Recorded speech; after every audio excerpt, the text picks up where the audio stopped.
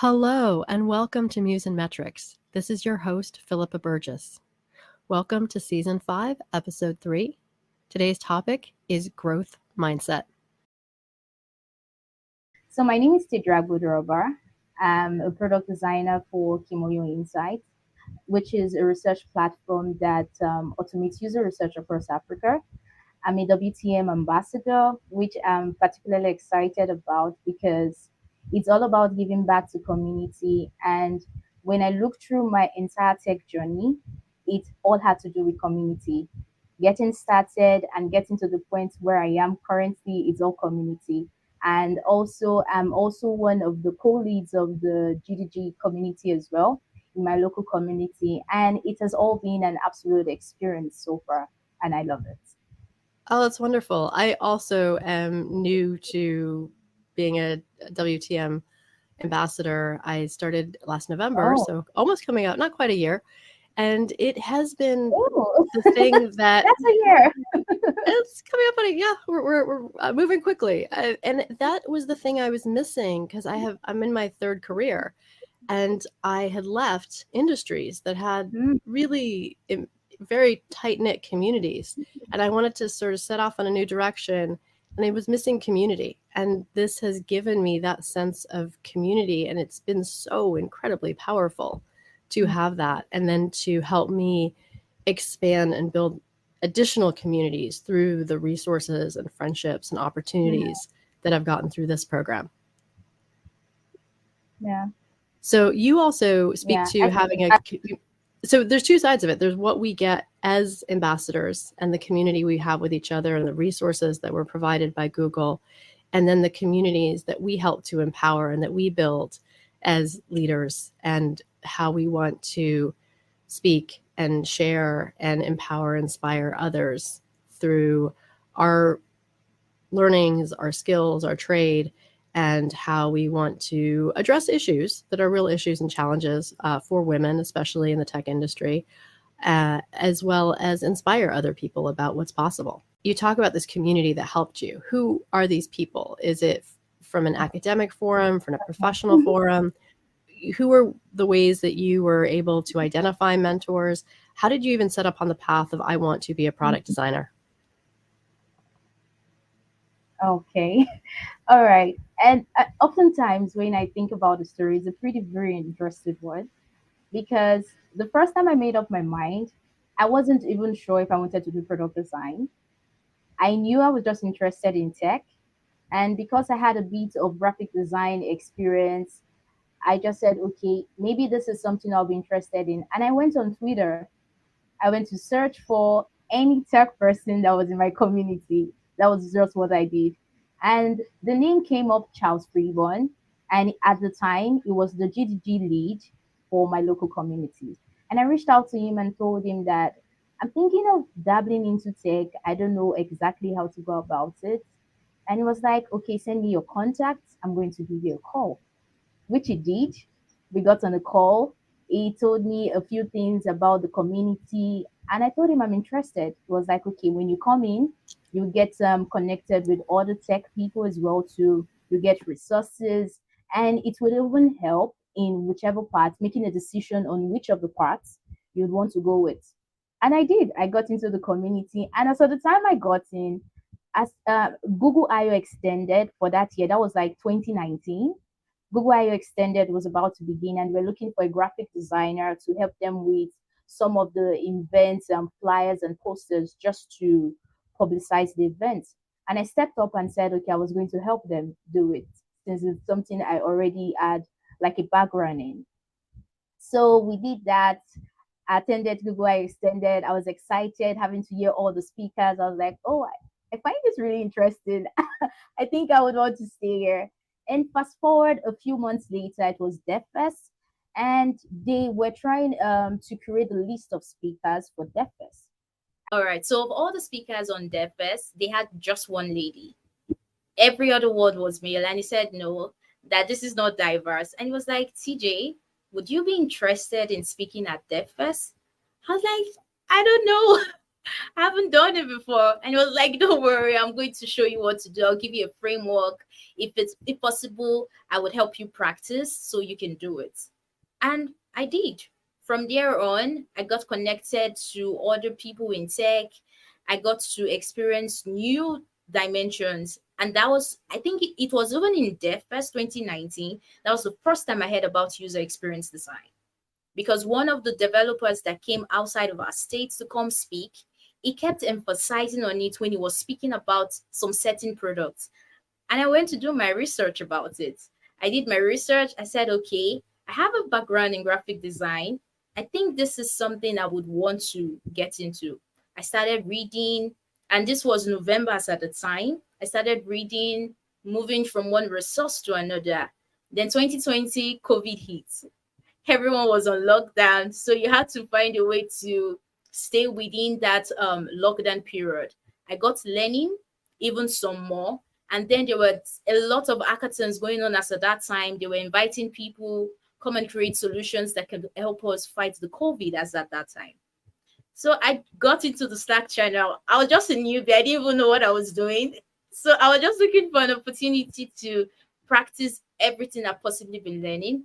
And I got into a team called Team FACO, Fight Against Coronavirus.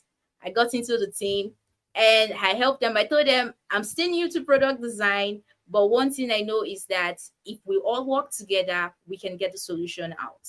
And so we ended up building a digital diagnostic tool whereby users just practically have to answer some series of questions. They go through some series of process, and they can give them like a shot of if they have symptoms of COVID, get them to the nearest hospitals around, or even an opportunity to book an ambulance to come get them if it's a situation that it's critical. And to our surprise, one of the hackathons we applied to, which was COVID, we ended up winning the hackathon, which was amazing. I was like, wow, I think product design is something I want to do, because when we won that, I just went from the point of product design is not just about pixels. It's not just about making things beautiful. It's about solving a problem. And with design, we just solved the problem and we ended up winning. We were not expecting it, honestly. And that was it. I started moving from internship to internship. I started learning, joined fellowships, and today we're here.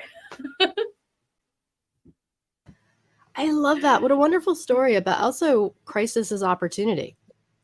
We have this global crisis and Like, teams are coming together to say, how do we solve this? What do we do?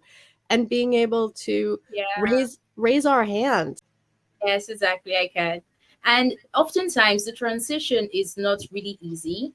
It takes a lot of dedication, and you have to be disciplined as well, because there's this tendency of you wanting to draw back and get back into your shell, which is your safe zone. I don't want to move. I think I'm okay with what I have.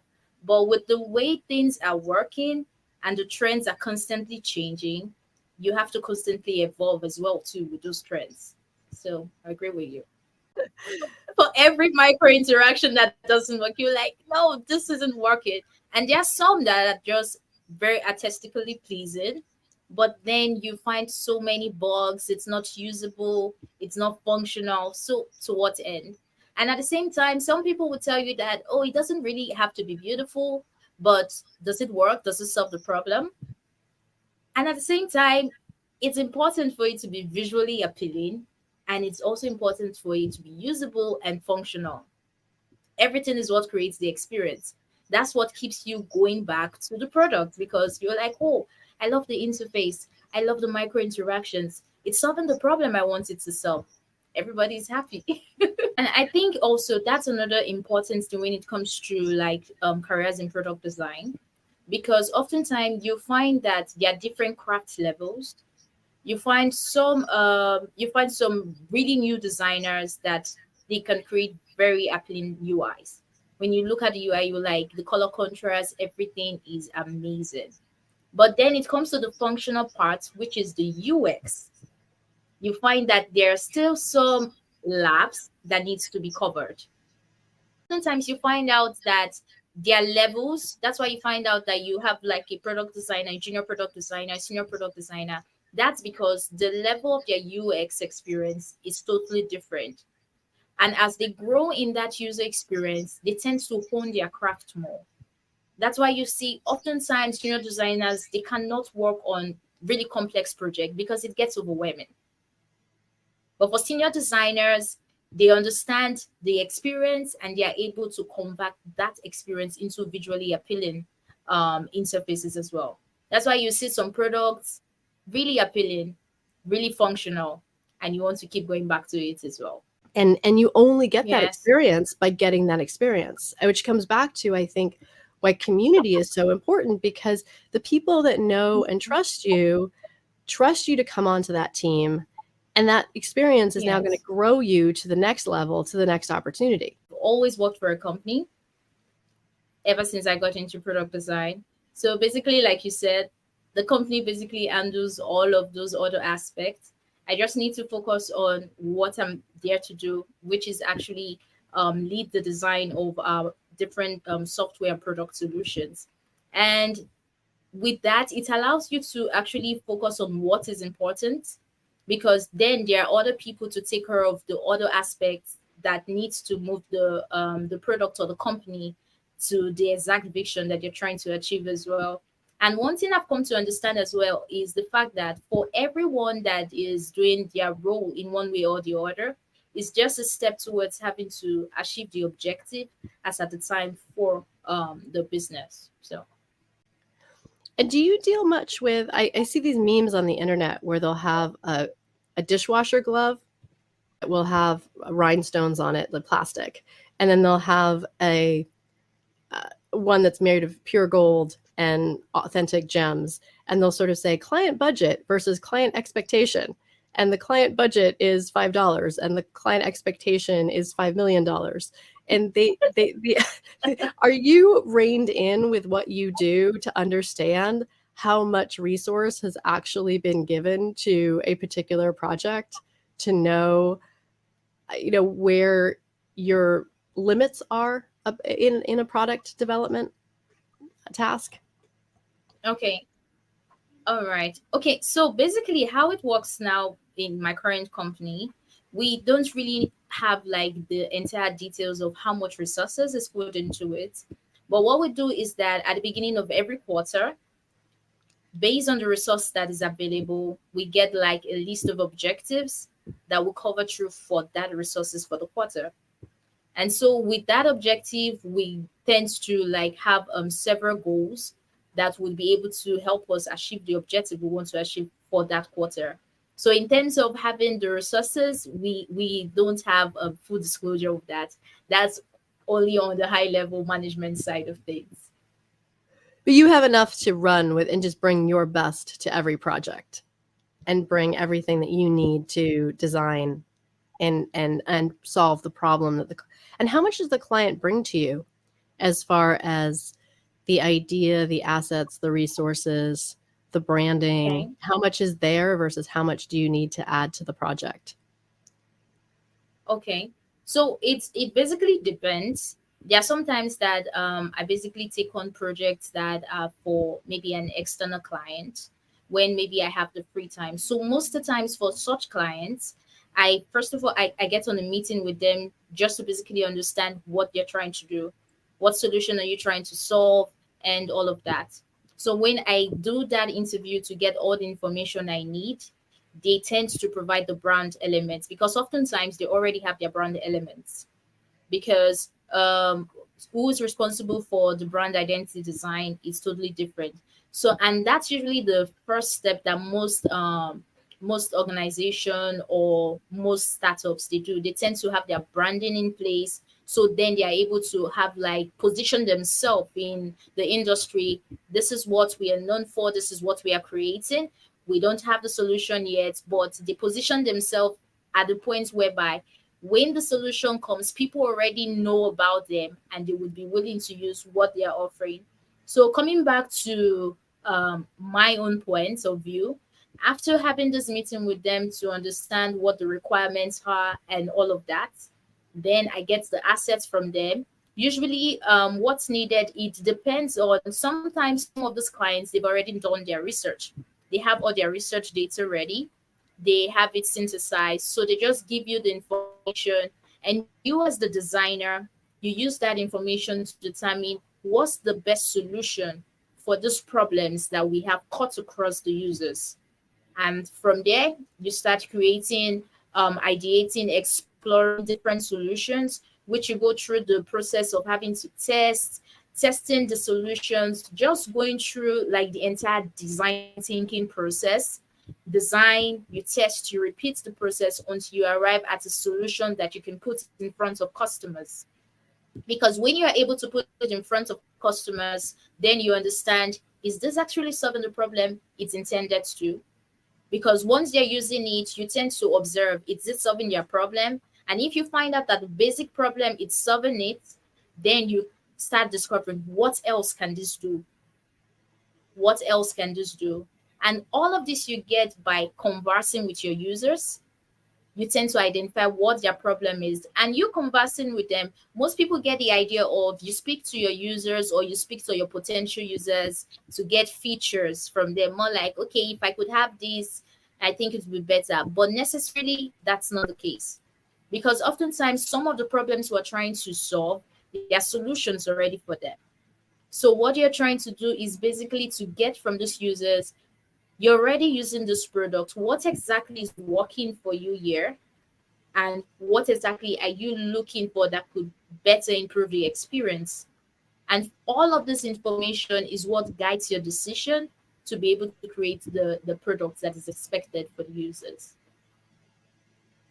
So there's an iterative process. You're building, you're getting feedback, and then you're getting new ideas to take it to the next level and see where else can we expand and grow, and to do things that just make sense for the fact that you're already here. And we're not trying to solve all problems. We're just trying to solve the problems that make sense with you being in this lane, already on this website, already on this app. And actually, that's another question. What products are you building on web? Are you building on mobile? Where do these products exist? Okay, so before now, the product I built a product that is basically a web app, and that's for SEO agencies. It's a product that helps SEO agencies to find keywords fast and for them to be able to manage a large database of keywords. But currently now at Kimoyo Insight, I work on across the website, their web app, and their mobile app as well. So it cuts across the 3 platforms. So sometimes there are some products that are basically web app. You don't need to think about mobile. But there are some products that you have to think about the website, think about the web app and mobile app. And for Kimoyo Insight is a startup. So we're still trying to build everything and get rightly positioned in the tech community. So working at a startup is its own experience, because we were talking about the difference between working for yourself and having to bid out and do payments, and then there's the other side of it, which is corporate, and they're super established.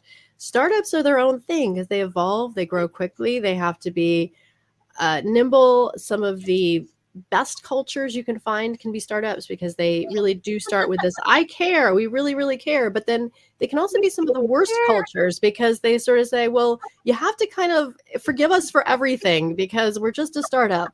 But then as they grow, you start to ask questions and they say, oh, no, we definitely can't do that because we're corporate now. And you're like, yeah, but 2 seconds ago, you just said you were a startup and we needed to forgive you. So that you have to really manage and protect yourself when you work in a startup, because it's driven by a lot of enthusiasm. It's driven by a good mission, a good purpose. And there's a lot of motivation to grow and to establish your market position. So they ask a lot of their employees to really help, because it's a big stretch from where you are to where you want to be, but also making sure that you're protected and you're treated fairly, and that you can manage appropriate work-life balance. I think startups are amazing because they let you wear many, many hats. It's not so in the box. It's like kind of whatever needs to be done, all hands on deck to do it. So you can get amazing experience and to really have that resume building and that confidence of, yes, I've done this and I've done that and I've done that and I've done that. I've worked for a hypergrowth company for 5 years. I guess my point is, yeah, just talk about your startup experience. Because I was sharing mine. It's chaotic, it's crazy, it's fun. You're on a mission. Yeah. Everyone is on a mission. And I couldn't agree more with you. But I think it's a very good experience to an extent. And one thing I like about it is the fact that they allow you to explore. So it's different in a situation whereby you, as much as you are time bound, because you have to quickly iterate because we're trying to get the product out quickly. They still allow you to explore because then they will ask you, are you able to do this? You're allowed to learn on the job, not basically coming in as with no experience, but you know what you're doing. But they allow you to learn, they allow you to fail while learning, but at the end of the day you are able to come up with solution. And I can tell you it's the fact that, like you mentioned, you have to wear many hats. You have to constantly be presenting, and before you know it, for someone who maybe you're not so confident with presentation, your storytelling is not good, after a while you find yourself just being flexible in it. And I would share something with you. Initially, when I have presentations in order to present my designs before now, it was really difficult because then you have to think of all of the stakeholders that you have available. How do you ensure you communicate your ideas and everyone understands? Because if you get too technical, maybe those in marketing may not understand what you're saying. And maybe if you're not so technical, engineers might be wondering, what she's saying. So you should be able to communicate in such a way whereby you're speaking everyone's language. Managers, they like to hear the word metrics. Like, what metrics is this affecting? Are we making more money? Are we having more customers, more users? So if you're presenting, you have to be able to present in such a way whereby you communicate to them that, okay, this feature we're designing is going to affect this metrics, it's going to increase our users. Then when you're speaking to developers as well too, you have to come from a point whereby you help them understand what you're saying. And before you know it, you're not just learning about design, you've started diving into other aspects of product development just because you need to communicate those ideas you're designing. And it's very interesting because you find yourself reading even more and you get better. And honestly, sometimes when I watch myself, or maybe when my teammates, they get back to me and tell me that, TJ, I really love how you explain this, and I smile and look back, I was like, this never used to happen. I used to be so terrible at this, but I've been given the opportunity to learn, fail in the process, but we're here for you. No one is going to judge you, and you find that you keep growing. And honestly, I love it. I love it to an extent. That's fantastic. I do think that startups offer excitement and growth where bigger corporations can offer more stability and just and Yes. and so it's a different, but when you're in that, but sometimes when you go to a larger corporation, you don't really expect the promotion. Like, go in there with the job that you want and the level that you want and be satisfied with that. And if you don't really move very far, then you're okay with that because you're really happy with the place that you got in. I think for younger people who are ambitious, who want to grow, startups are so great because all these challenges, all these opportunities are coming at you. And whereas when you're corporatized, they've sort of hired you to do one thing and they just want you to do that really well. And in exchange, they'll give you stability. And I think I think that startups are really, there's so many ways where you're encouraged to grow and that there's growth. And that I've noticed that people who stay at startups and really stay the course can end up in some really nice positions as those companies do become more corporate and do get more established. Those who are there from the beginning and took those opportunities to learn and grow and find their perfect expression of who they are and where they best deliver on their talents. And some of those talents that you said are completely developed, like speaking, presenting. And you only get there with practice. I think the name of the show is Muse and Metrics. Muse is to capture the creative and the let's just explore and what's possible. and the metrics, which is, let's talk about the details. Let's talk about the tech, the science, the math, the part of it that's very grounded in solutions. And so that's where I kind of named the show Muse and Metrics, because that I felt was a proper expression of who I am. I'm very creative, but I'm very practical. And I think I just finished a leadership class, and in it, we talked about the different types of leaders that we can be. And what I really appreciated about class is they said, it's not that you have to pick one, it's that all of these can exist within us, that we can be strategic leaders and that we can be operational leaders. And I think that many of the women I speak to who are Women Techmakers ambassadors already come in when they apply to the program in being strategic leaders and operational leaders.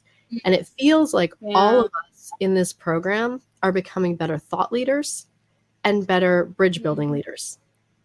That those are the skills that we are getting to work together to enhance and improve. And I think that public speaking, presenting is all part of thought leadership and bridge building leadership.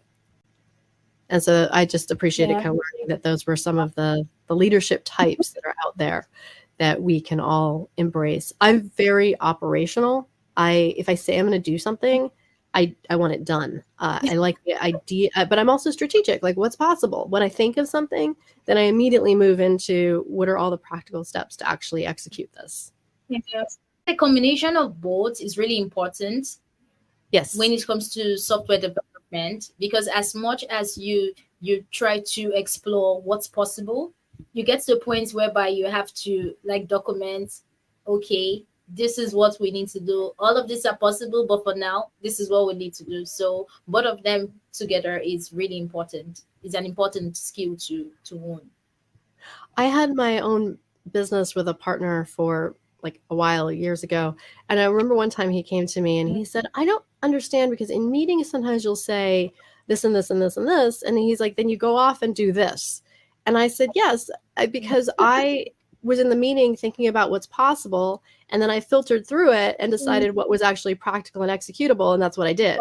And he's like, oh, can you just explain that to me? Just be more articulate so I know this is an idea and this is a task. Because I only need to hold you accountable to tasks. And I do all my tasks once he understood that I do tasks. But everything I talk about in the meeting was, oh, what's possible? What are some of my ideas? There's brainstorming.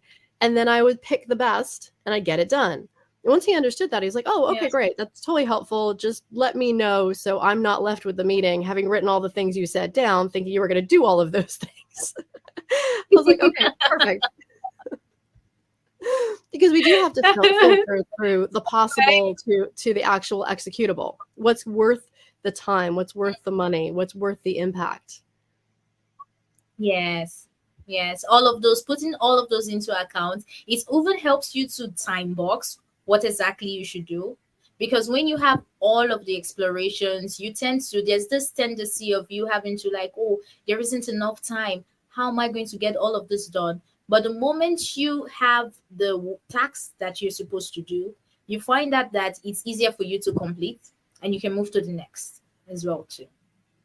Yeah, I see that has been a recent struggle for me in my YouTube life, because I have all these different interests and these different things I want to talk about. And so I box them into niches. And then I have these ideas of these videos that I want to make, but then I get analysis paralysis, because each video has multiple steps. You have to have planning, you have to have the assets, you have to, all these things. And I have just fallen into analysis. Yeah, I just freeze. So now I'm trying to figure out like just specifically what I'm supposed to do. Because if I know what I'm supposed to do, I'll get it done. But if I get too overwhelmed with where do I start? What do I do next?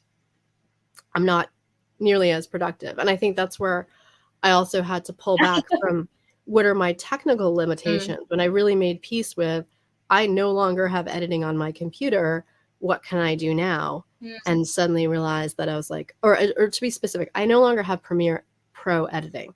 I have an audio editor I use that has some video functions, and I haven't fully explored yet what they are. And they actually might do the job. I could So I shouldn't say I have no editing. I just don't have fancy editing. But I also don't have this, like you talked about the levels. I don't yet have the skills yet to do the fancy editing. I want to learn it, but I also, maybe I should have my audience first. Maybe I should just get in the practice of doing the videos with what I have. So I do think that growing and learning and understanding, like you said, time limitations, skill limitations, and just working with what you have and building on success. Because when you said, like, I'm sure when you got that award, your confidence level of what can I take on now? What's next? Where do I go from here?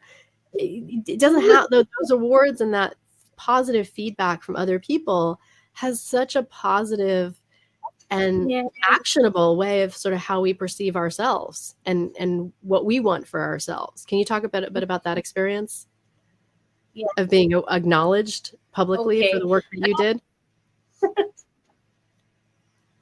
Okay, so having to be acknowledged for the work I do, it comes in two ways, because you have to also be careful, because you can get to a point whereby you get all of these acknowledgments and then you tend to put so much pressure on yourself, like, what am I going to do next to be acknowledged?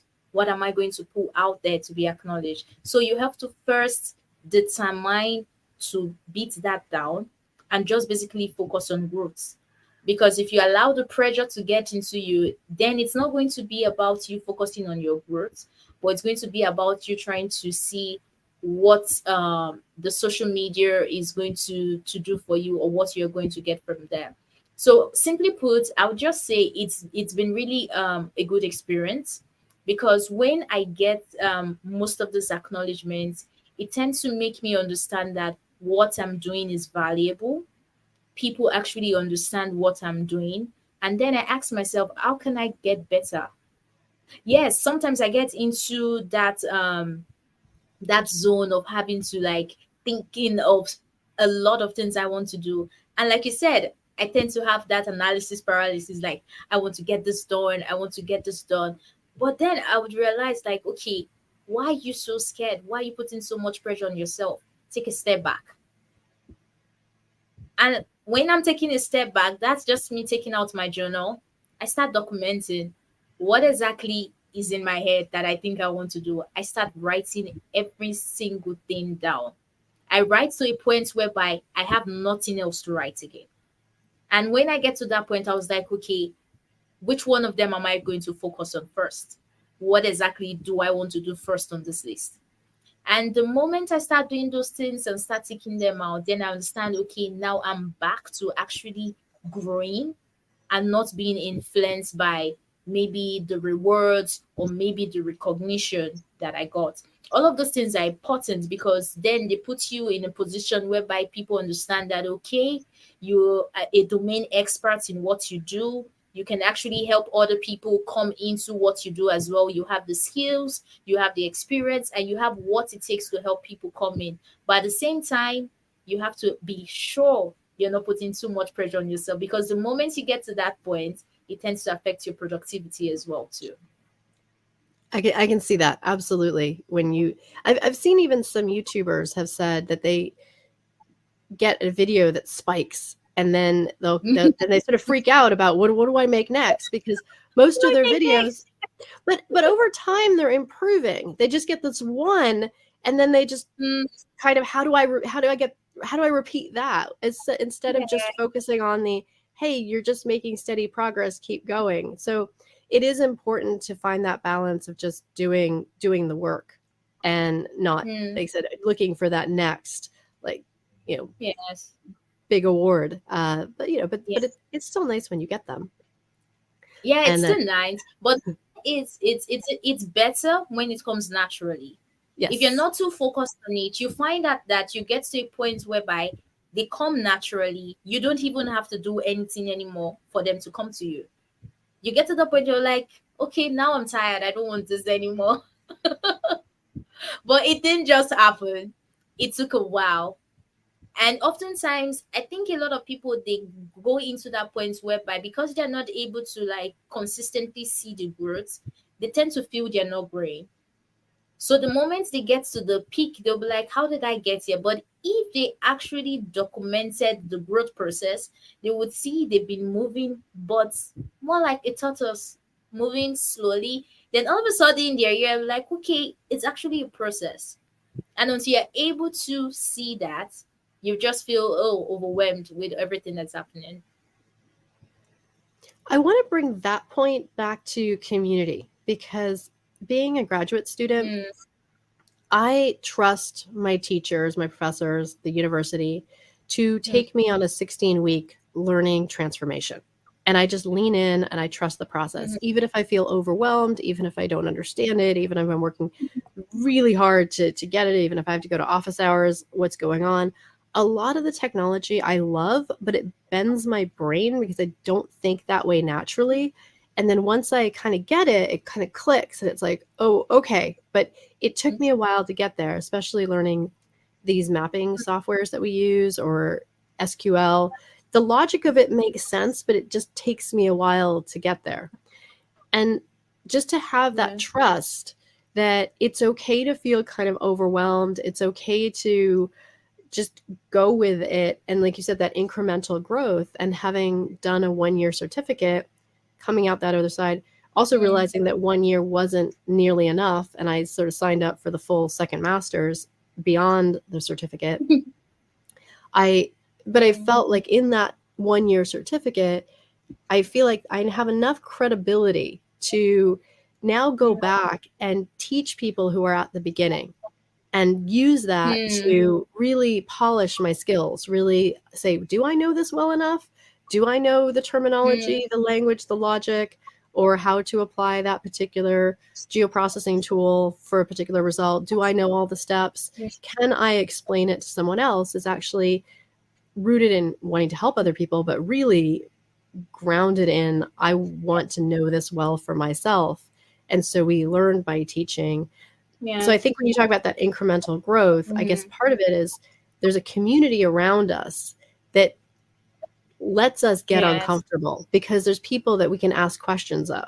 There's people we can ask for help.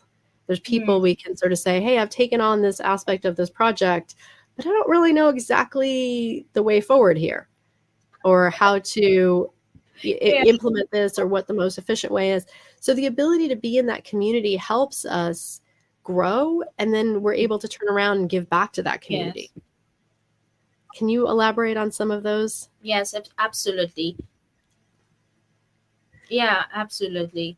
So currently now, there are some women who are wanting to learn product design that I'm currently mentoring now.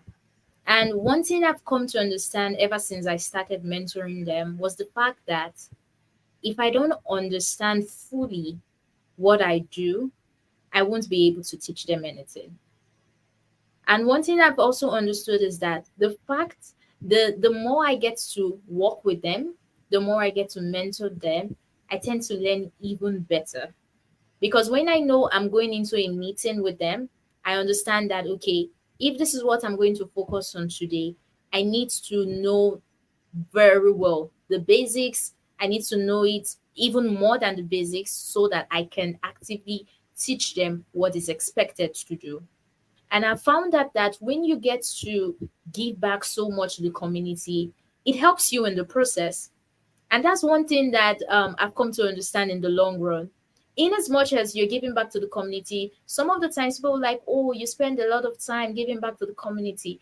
But at the end of the day, I'm helping myself too. Because then, before I give back, I have to learn.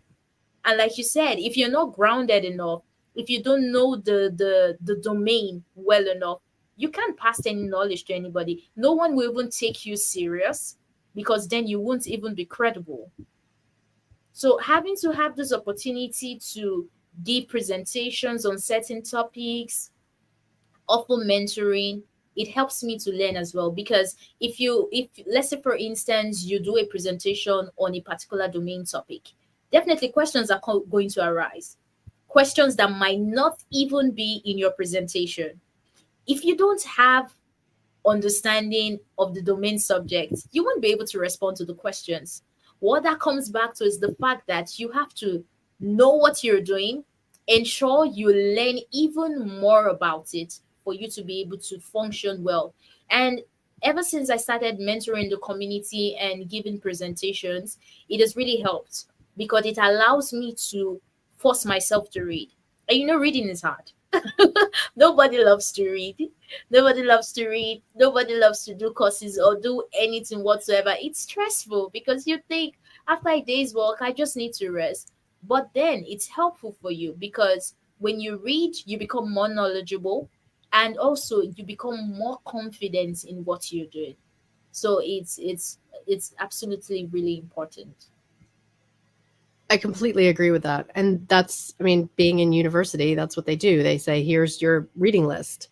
And we grow through the books that we read, the articles that we read, and the exercises that we do. And then the lectures are there to reinforce key points and bring it together in a discussion. And I think that one of the things that has been transformative for me going back to school mid-career is that when I started school, we only had the choice of reading paper. And then now there's reading digital. And actually my favorite thing, and I do it quite a bit, is read it to me. I can now take any PDF and bring it into Microsoft Edge and hit read it to me.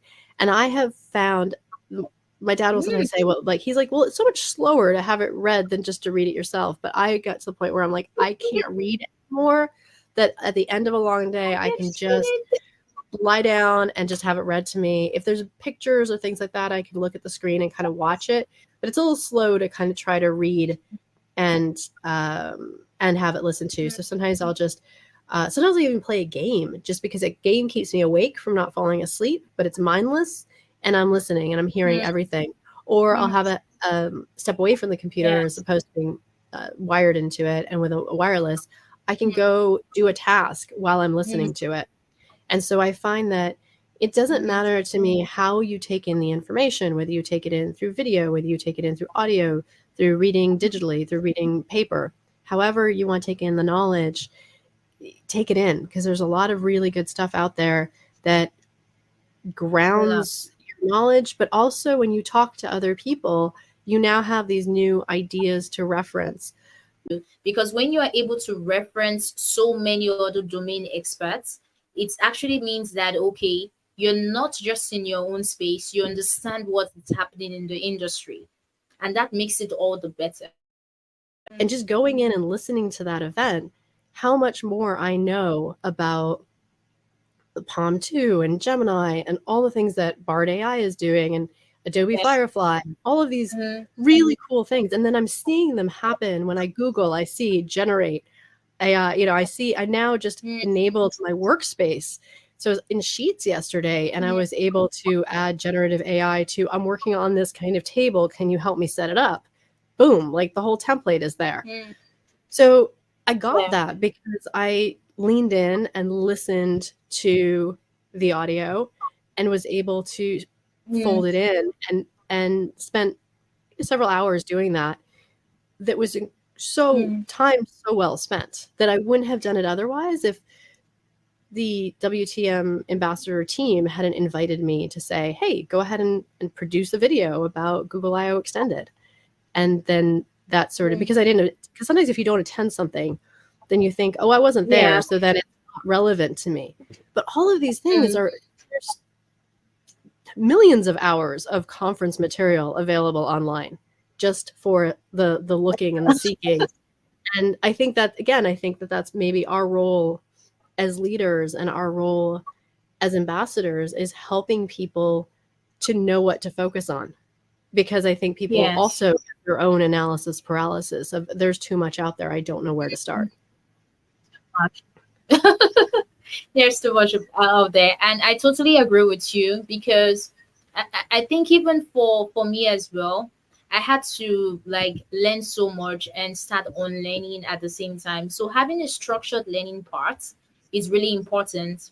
And because you have a mix of the community, you have developers, you have people that are into cybersecurity, you have designers. So you have to ensure. And another important thing is that everyone is not on the same level. You have people that are coming in new, you have people that are junior, you have people that are okay, they're already intermediate, then you have the domain experts as well too. So you have to be able to bring in resources that cut across all of these levels, and which it's not really easy, because that would require you spending time as well to research what exactly is going to be beneficial to the community. I don't just want to post junk, because it's easy for you to just see materials. Okay, this is a material on front end development, without having to go through it to see if it's something that is rich in content and would actually help. And you just keep pushing it across. So that means you have to like go through the materials to an extent, or have someone who you know is a domain expert ask questions. Is this a material that is good for front end developer or back end developer? Because I'm from a design background. I really don't know much about back end development, their infrastructures, and all of their programming languages. What I do know is maybe I have a conversation with our backend engineer concerning what we are building, and maybe it tells me it's going to impact the infrastructure. So I have limited knowledge and limited understanding when it comes to that background. But I have a community whereby I have all backgrounds. What am I going to do? So there has to be a way where you strike a balance to be able to get the required resources available to them, so they have a structured learning part. Which brings it back to community, and why that community is so incredibly valuable, to have all of those people around you and to be able to reach into their area of expertise and to say, hey, we're thinking about this, or this is what we're trying to accomplish.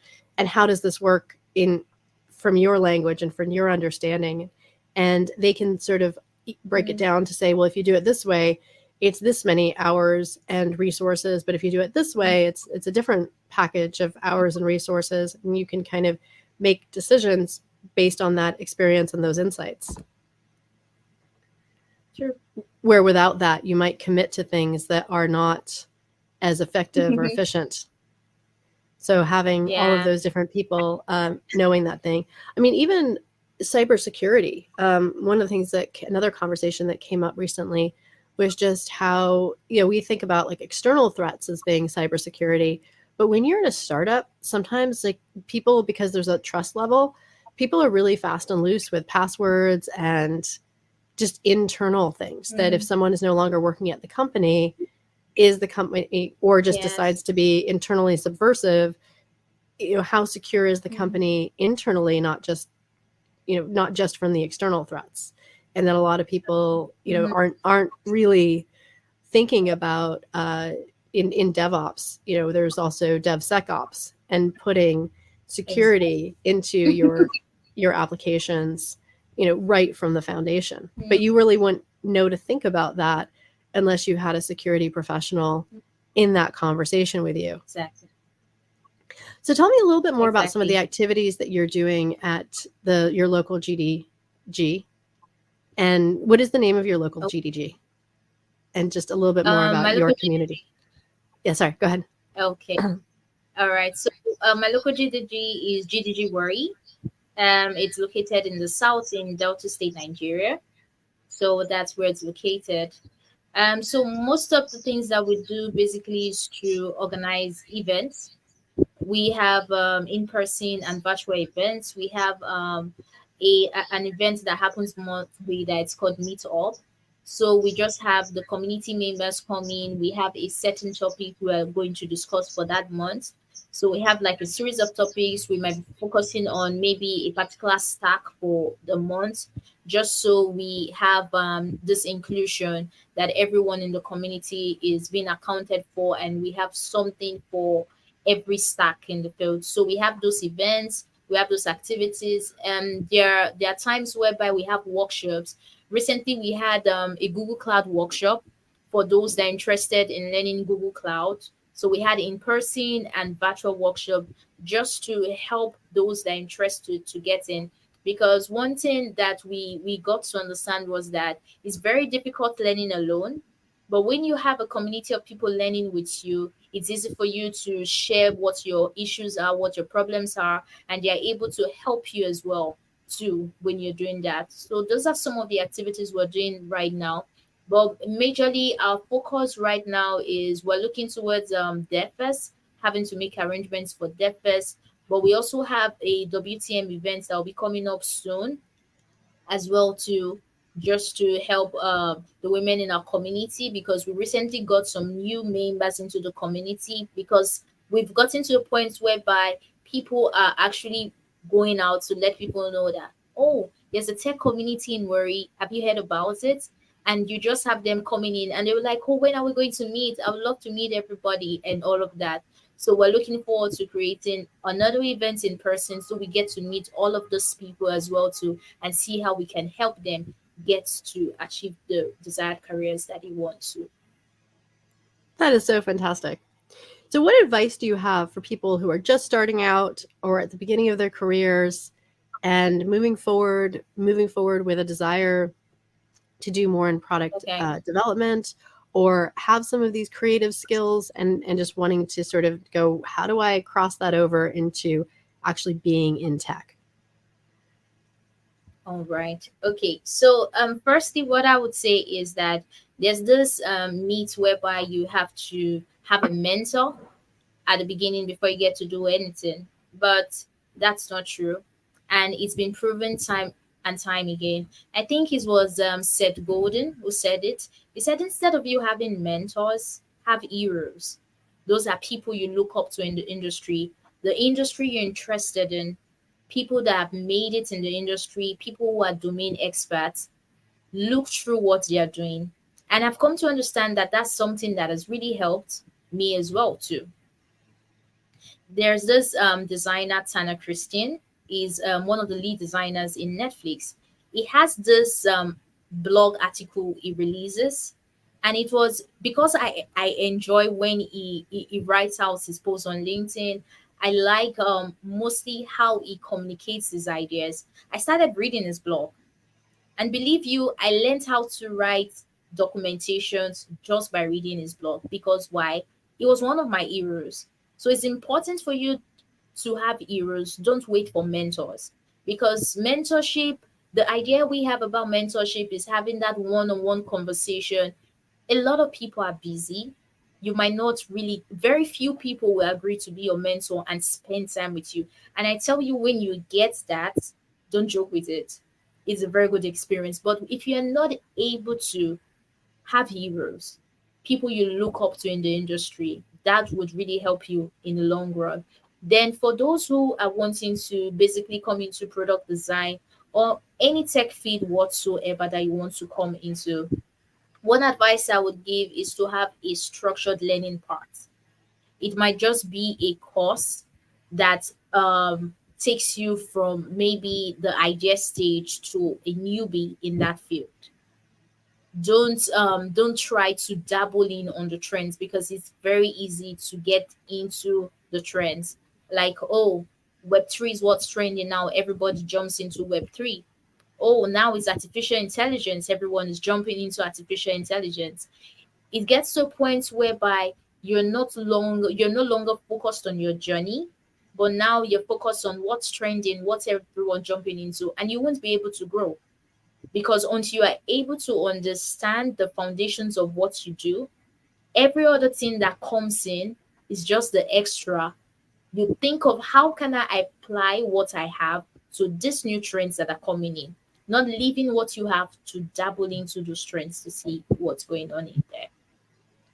I think that's fantastic advice. And I think I do see the work I'm doing in GIS is intersecting with AI, machine learning. There's an application to it, but if anything, it's getting me more motivated to follow the direction of some of my heroes that say, get really good at statistics, learn calculus, like get foundational with this. You can all, there's a lot of top line discussions, but they really encourage go deep and go to the, lay a solid foundation.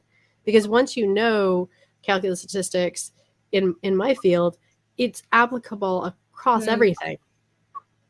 It touches every aspect of data science and geographic information science, and it's there. And you can move forward without it, but once you see it and understand it, you start seeing it in everything, and you start being able to apply it. And so those are things that I am seeing the trends, but then I'm also wanting to have more of a basis and a footing in it. And which brings us back to the marrying the creative and the technical. Closing words, closing thoughts, bring us home. Okay, so closing thoughts. What I'll basically say is that for anything you do, it's important to have like a daily routine. And most times when people ask me, what's one thing you want to tell your younger self? And that would be, have a structured daily routine that you're consistent with. Because I've come to understand to an extent that when you're consistent with something, after a while, it becomes second nature. You can't change it. It's more like when you don't do it, your body system makes you understand something is missing, today is not complete. So having that consistent daily routine is very important, not even just for your career, even for your well-being as well too. Having a daily consistent routine is really important. That is excellent advice. And actually, I think one of the things is when you're looking at a wish list or to-do list, I love looking at an 18-month plan broken into quarters. So there's these 6 kind of things of like, what are we going towards? Where can we be in 18 months? And it helps break down a big goal and not make it feel so overwhelming. If you say, okay, well, here's what I'm going to get accomplished in this quarter. But then I love what you're saying, to make sure that if you have things on that list, where do they fit in your week? And more importantly, where do they fit in your day? Because if you're not working on it every day, or at least every week, or a couple times a week, you're not going to get there. And so I love, again, the strategic, this is strategic thinking, and the putting it in your plan every day is the operational thinking. How do we actually realize it and make it happen? And we make it happen through those everyday actions. And it's nice to kind of know where you're hoping those everyday actions will lead you, because you're participating in some sort of discipline that either just helps your health and well-being, helps you relate and connect to your inner circle, your community, or helps you on some learning journey that you're on. So I think that's fantastic. Well, I so appreciate you joining us today. This has been fantastic. I really, really resonated with the idea of having heroes. And I think heroes also can be public figures. But this is part of, I think, also just networking, community, going to events. There's so many people that we meet along the way who are just being themselves, and they'll say something to us that just lands and resonates. I remember the first time I was at a GDG networking event, and I met someone who said, I'm a GDE. And I said, what's a GDE? Oh, I'm a Google development expert. And she was the first person I met who was a GDE. And immediately, like, she didn't need to be my mentor. She just needed to be the person who introduced me to that something was possible, and that it seemed worth exploring. And to the point that I said, oh, I want to be a GDE too. And I understood that this is a multi-year journey, and this is many, many steps involved, and a whole lot more learning than where I am today. But I was excited about that. Yeah. And so sometimes just even the casual interactions that we have when we participate in community can inspire us, or we can inspire others by something we do or say, that they say, oh, okay, you seem normal and approachable, and you're doing this. I can be doing this too. And so I think that, our heroes can come in, and our mentors can come in all shapes, sizes, and forms of interaction. Exactly. I couldn't agree more with you. And just like you said, when you met the GD expert, oftentimes some of these heroes, they might just come up with a tool, or maybe a tool they discovered helping their productivity. You don't speak to them directly, but you find out that once you're able to take that information and apply it to your own processes, it works seamlessly as well too. So oftentimes they introduce us to tools, processes to help with our careers development as well too. So totally agree. So we just have to be have a plan so we don't get distracted by the everything, but in our lane, be really open to the things that are going to further and enrich and enhance our journey. Yes, exactly. I agree with you on that. Exactly.